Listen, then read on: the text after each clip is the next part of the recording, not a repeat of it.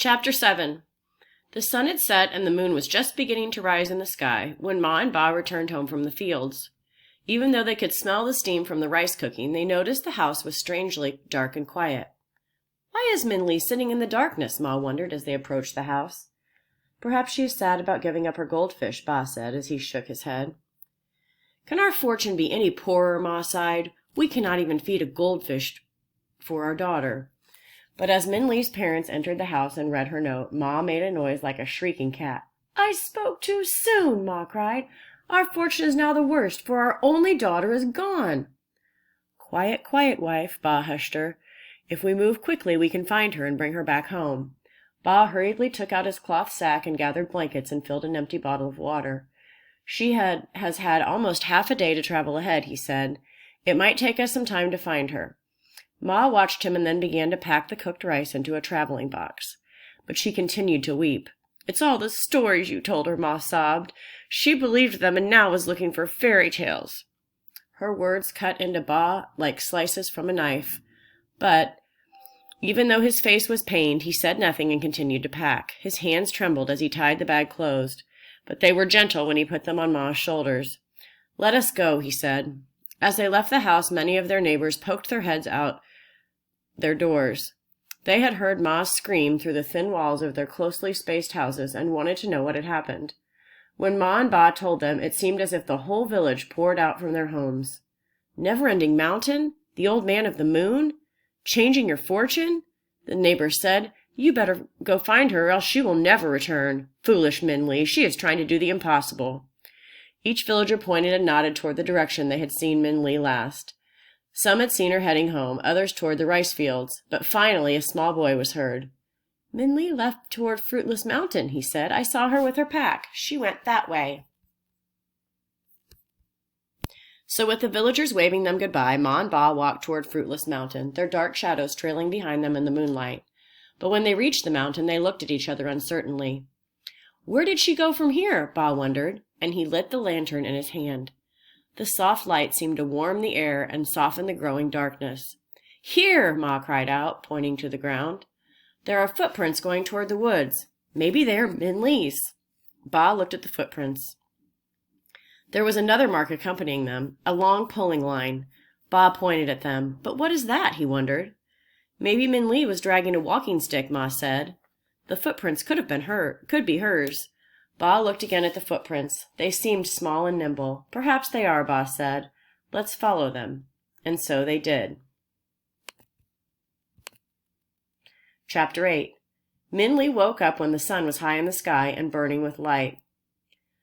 Even in the shade of the forest, Min Li's black head burned hot. As she woke up, she looked at her jug of water. Since she had used some of it for her compass and had drunk some during her night walk, it was only half full. She sipped it and tried not to think about Ma and Ba finding her note. "I hope they understand," Min Li said to herself, shifting the weight of the water jug on her shoulders uncomfortably. Min Li walked west again. A couple of moments later, she sipped her jug again. She tried to drink sparingly, but even through the leaves of the trees, the yellow sun glared down at her. Soon, her empty jug was bouncing against her arm when she heard a faint noise running through the trees. "That's water trickling," she said to herself as she turned toward the sound. "There's water here somewhere." Soon she noticed a small stream running with clear, sparkling water. She eagerly bent down to drink and fill her jug.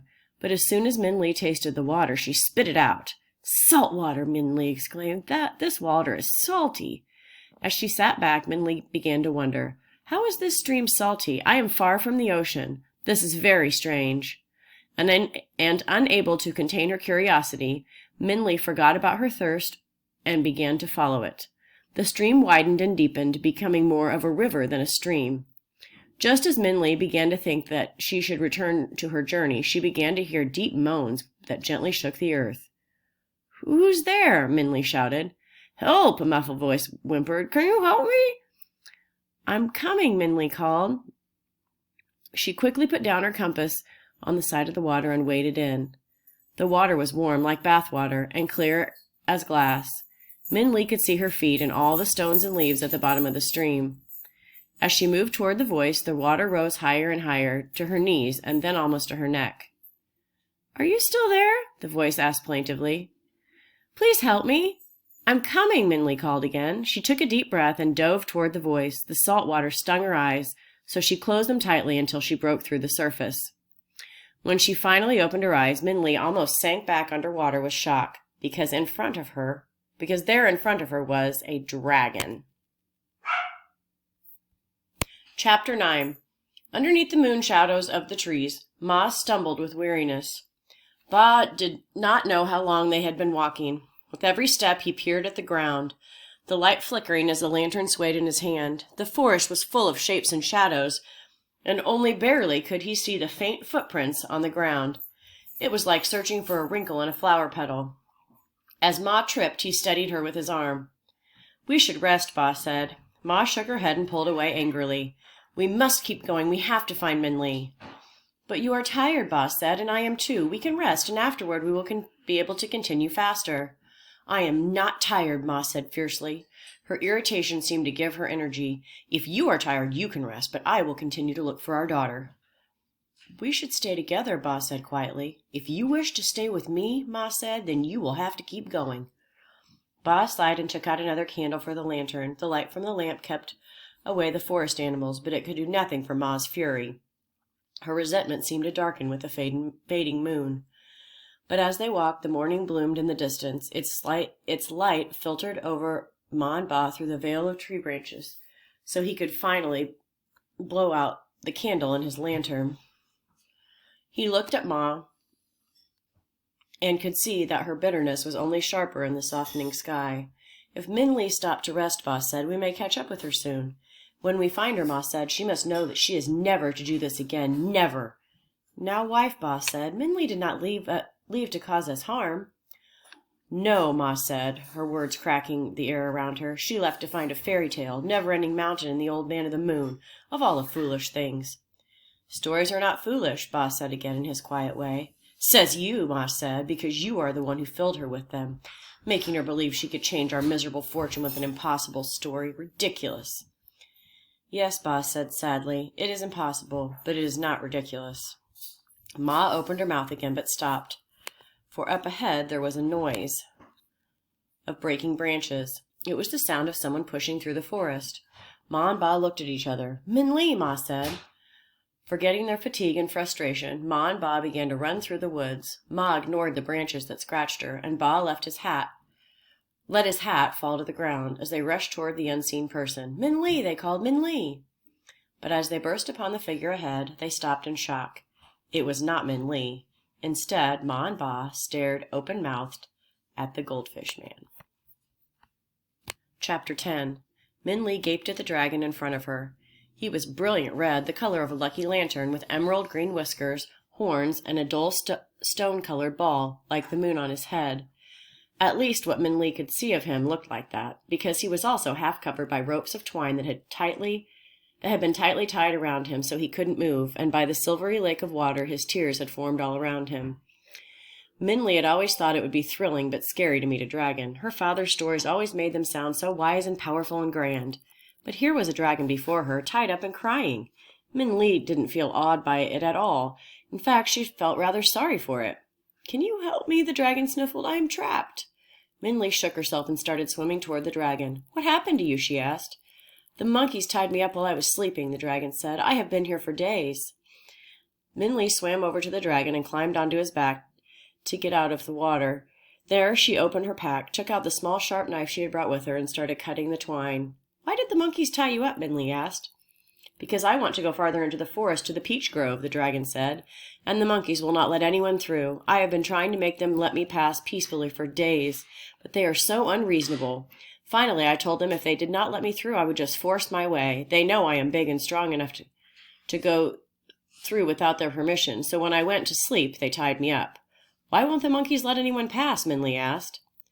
Because they are greedy things, the dragon said. They have just discovered the peach trees that make up the next part of the forest. The monkeys do not want to let anyone through because they do not want to share the peaches.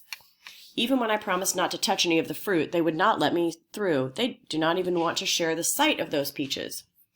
Why do you have to go through the forest? Minli asked. Can't you just fly over?